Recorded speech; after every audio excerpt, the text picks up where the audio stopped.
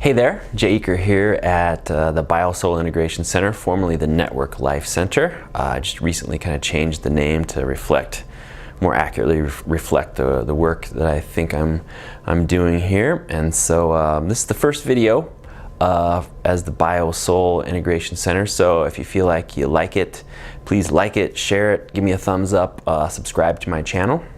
All of that stuff would be much appreciated.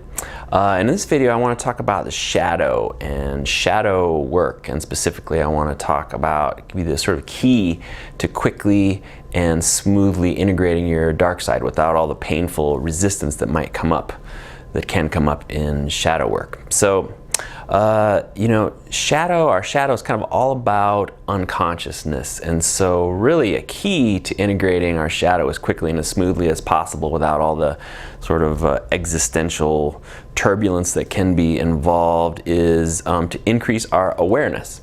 And there are many ways to increase awareness, many modalities and techniques and practitioners that can help you sort of increase awareness. So in this video, I'm going to be talking about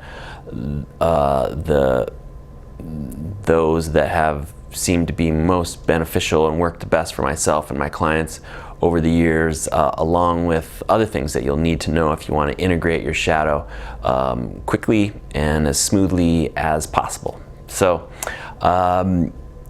first of all, what is a shadow? And so there's this guy you may have heard of, Carl Jung. He's a famous psychologist, and he coined the term, I think, shadow, and he said that our shadow is a unconscious aspect of our personality. And so we generally might think of things like repressed anger, repressed grief, repressed shame, repressed fear that tend to sort of squirt out sideways at inconvenient times in our lives and affect our lives in negative ways. But the shadow can also involve sort of positive emotions, and I'm using air quotes because I don't believe that there's any such thing as positive and negative emotions, but I digress. I'll probably talk about that in another video. But the point is that we make strange relationships with things like joy and happiness and pleasure as well, and those things can become our shadow also. So how does this happen? How does our shadow, do things get repressed? How are parts of ourselves made unconscious? Well, from the standpoint of the work that I'm doing, there's a part of our nervous system that comes online when we're maybe 2 to 4 months after conception, and it's probably running the show until we're about 7 years old. And it's a part of our nervous system that's kind of the source layer of our nervous system. It's really concerned with survival, and consequently it's really concerned with fitting in with the herd. And so it's really feeling into our environment, it's feeling into the energetic milieu of our environment, especially the people around us, our caretakers, who are usually our parents, and it's paying very close attention to them and what's their relationship with these parts of themselves, what's their relationship with anger and joy and power and all these things, how have they pushed certain parts of themselves away and created their shadow. And certainly we pick up on their finer points, but of course we also pick up on how they've created shadow in themselves and how they've pushed certain parts of themselves away. And since we sort of rely on them for our survival, we'll just sort of automatically and unconsciously adopt the ways that they've created shadow self. And that can create, the shadow can create all sorts of problems, can show up in various ways. There is a physical manifestation of that. As our nervous system creates these, as it pushes things away, pushes things down and separates us from that, it uses muscle tension, we use posture, and so can create tension, pain, poor posture in our bodies. But then of course there are resources that we're using to hold that stuff there, and those are resources that we don't get to use for adapting to our environment, for healing, for recovering from injury, for dealing with stress, and so on. And so it can affect our immune system, it can affect organ systems, body chemistry. Strange body chemistry can be a result of repressed energy in our bodies in the shadow. And of course, it affects us emotionally. We think of anger issues or depression and anxiety and things like that. And these things kind of all fall under a category of just sort of feeling stuck. There's a certain part of the healing process where we start to feel stuck, maybe in our bodies and our lives. And if you're feeling stuck in your body or your life in any way, that's a good indication that the shadow is coming to the surface. And a good indication that some repressed stuff that we've been stuffing down, darker stuff that we have a program that says we don't want to look at that's being sort of coming to the surface.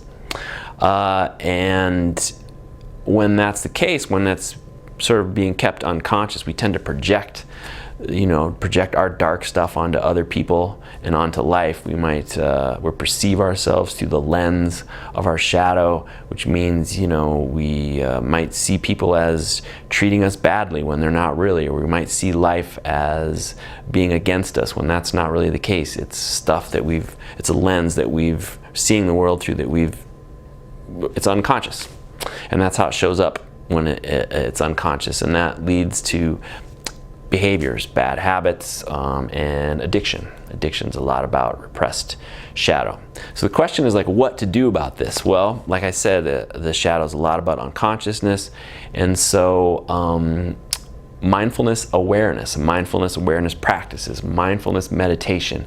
These are just names for the practice of committing to bringing our attention to what's going on in our bodies and our lives, especially our bodies, the sensations in our bodies, paying attention to that. That's a pretty fundamental key tool for doing shadow work.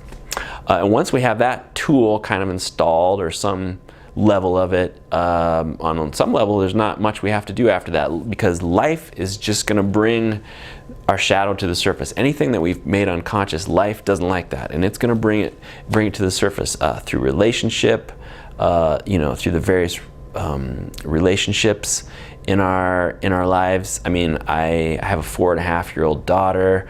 I've been married for a few years now, and there's plenty of opportunity through just regular life stuff to sort of connect and work with my shadow, and do shadow work.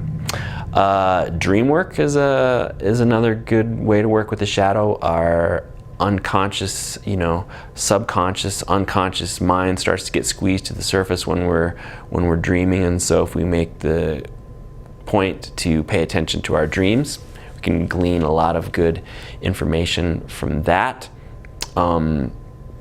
What else? Journaling. Journaling is an excellent way to sort of let the unconscious sort of spill out onto the page. And if we want to turn up the volume, we can do exercise of any sort, but that'll help get chi moving and bring things to the surface. But things like yoga and Pilates and ecstatic dance, anything where we're sort of bringing our attention to our body and we're breathing and we're moving, is really gonna sort of help to bring awareness to our shadow and bring that to the surface. And then of course there's therapy and coaching, and I would suggest someone who does more somatic psychotherapy, some body-centered therapy. And I've been seeing someone who does EMDR recently. That's kind of a brain-centered, body-centered modality, and it's been really, really, really powerful. So there's a certain level of discomfort that we might have to go through initially in going towards our shadow, but the benefits far outweigh the pain. Again, there's a decrease. It results in a decrease of pain, both physically and psychologically. Again, it frees up all these resources that we've been using to wall this stuff off, and so it's easier to more energy for digesting our food, for dealing with stress, for recovering from injury, for fighting off illness, all of these things.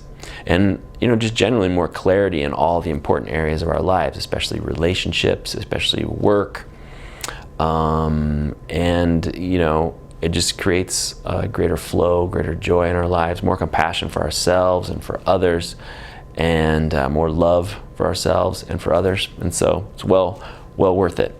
And just kind of to wrap things up, I just kind of want to say that we're not trying to get rid of our shadow, we're actually trying to embrace it. If we could sort of look at it as there's wisdom in there that has there's a lot of wisdom for our successful growth and evolution. And sure, initially there can be some discomfort, and there will be some discomfort, but to the extent that we can bring our attention and our kind attention to what's coming up when our shadow comes to the surface, we'll be able to more easily and more quickly and more smoothly integrate our shadow.